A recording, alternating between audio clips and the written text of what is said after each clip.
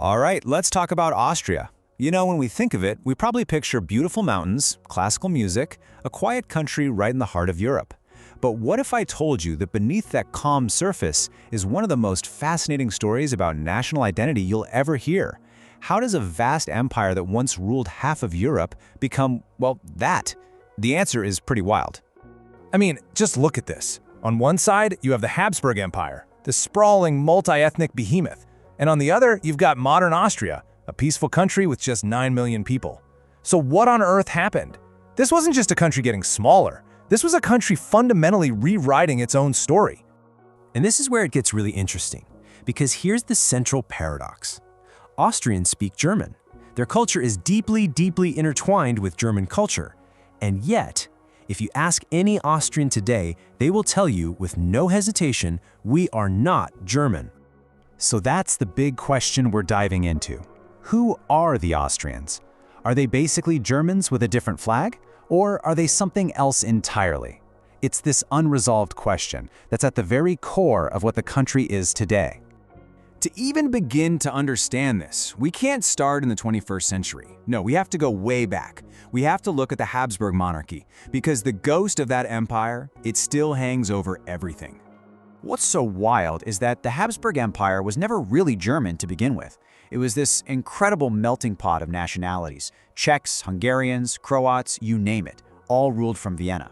It was a chaotic, powerful, and ultimately fragile construction. And this, right here, is the key. The German-speaking elites who ran the show, they didn't think of themselves as German.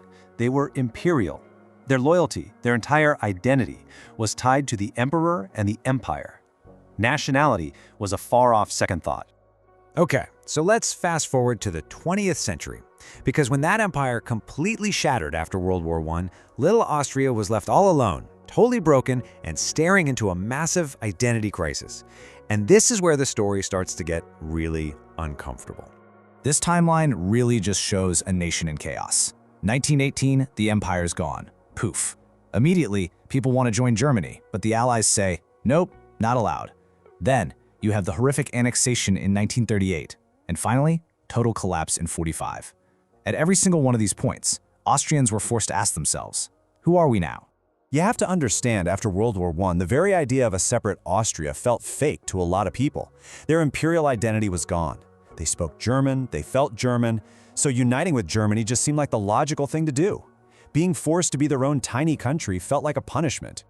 And then, in 1938, that union they'd been forbidden from having finally happened, but in the most nightmarish way possible. Nazi Germany annexed Austria in the Anschluss. And here's the part of the story that's incredibly difficult to face. This wasn't a simple invasion. Huge crowds in Vienna cheered. For a lot of Austrians, it felt like a homecoming. And of course, we can never forget that Hitler himself was born in Austria. This complicates any simple story of an innocent nation being occupied.